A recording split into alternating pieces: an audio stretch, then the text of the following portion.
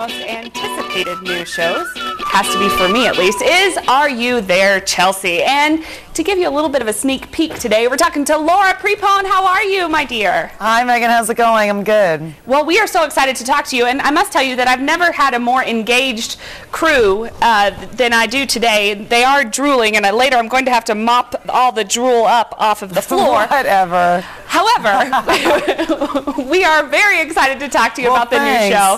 Talk to us a little bit about Are You There, Chelsea? Yeah, I mean, basically, it's a show based on Chelsea Handler's books, Are You There, Vodka, Me, Chelsea, and several of her other books. We kind of pull from all of them. And it's basically, I play her. She plays my older sister.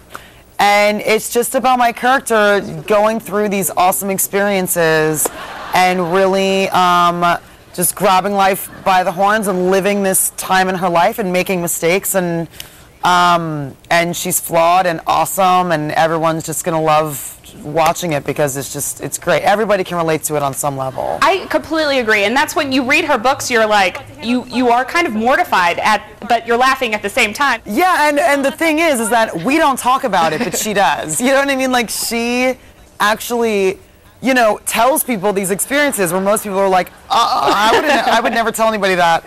And, it's great because people can totally relate to that, and relate to that openness. And that's one thing, before I even did the show, that I totally admired about her comedy. Is just her, confidence and, just telling these things. I mean, it's great. Okay, let me ask you this, and this is the question everybody is kind of mystified by. Why does she not play herself? How she puts it is that she's sick of being herself and she wants someone else to do it for her. It's great, for her, honestly. I think that, well, first of all, she already has her 2 other shows, on E! And I would think it'd be really hard playing yourself, and it really works with me playing her and she playing my sister. It's such a great relationship on the show. And our essence, we are very similar in many ways. And we really do look like we can be sisters. Like, it makes sense. I think when you watch it, people will understand that.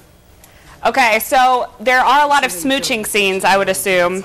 So what's that like? Do you ever get tired of all the smooching, Laura? Yeah, it's weird because people have asked me, like, is it, weird kissing all those guys? What's it like?